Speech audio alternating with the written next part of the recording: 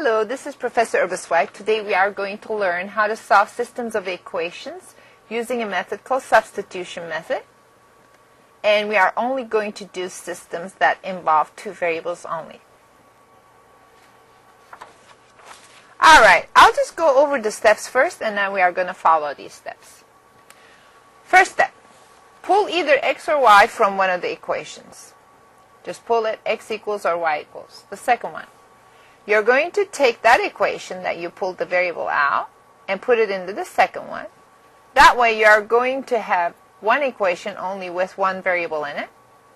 Then you're going to go solve for that variable and then substitute it back, that variable that you solved for, into one of the equations, especially the one that you pulled the x or y out, and then solve for the other one. So let's see how this works out. Let's say we have a situation where y equals 3x and y equals negative 3x minus 6. The first step is either pull x or y out of one equation. And guess what? Here, it's already pulled out, so I don't have to do anything. That step is done. Second step, substitute that into the second equation. Okay, fine. Y is 3x. So here's my second equation. So instead of y, I can put 3x. And then it says solve for that variable. Okay. I'm going to add 3x on both sides.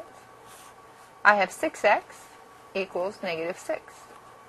Well, divide both sides by 6. You end up with x equals negative 1. So I solved for one of the variables. Now substitute it back to the equation. What was my equation? This very first one. That's the easiest. Y equals 3x. So I can put negative 1 instead of x, and I get negative 3. So what's the answer? Solution,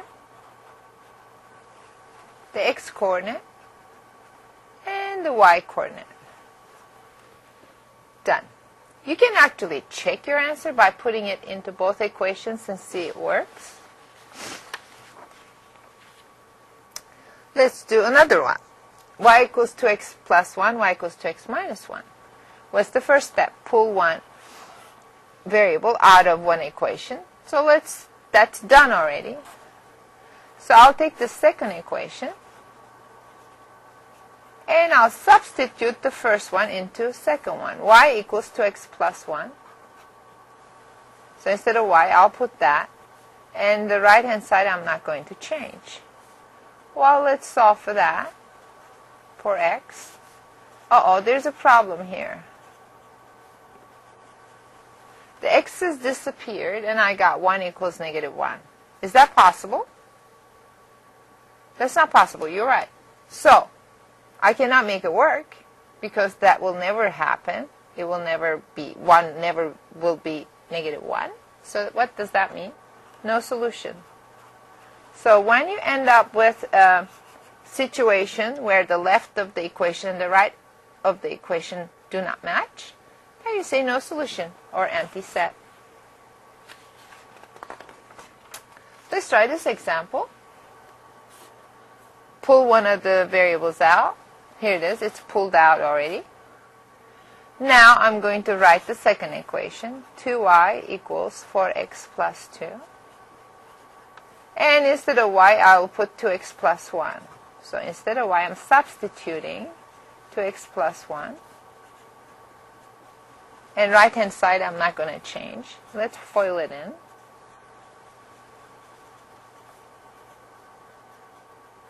Guess what? No matter what I do, the left and the right of the equation is the same. What's that mean? You actually didn't have two equations. You only had one.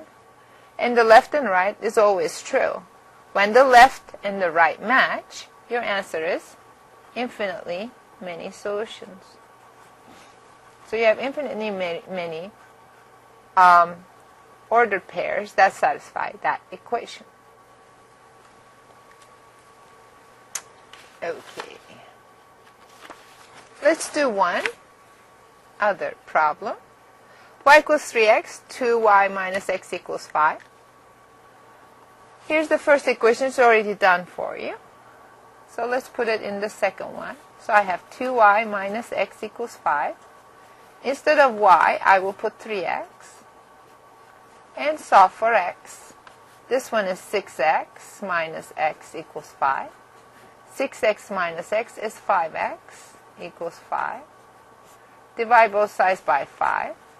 X equals 1. Now that you have x equals 1, go back to that equation I circled and put 1 in there. You'll end up with 3. What's the solution? Your xy. X is 1, y is 3. And you're done. Now, if your equation does not have y equals or x equals, you're going to have to pull that out using algebra first and repeat the same exact step.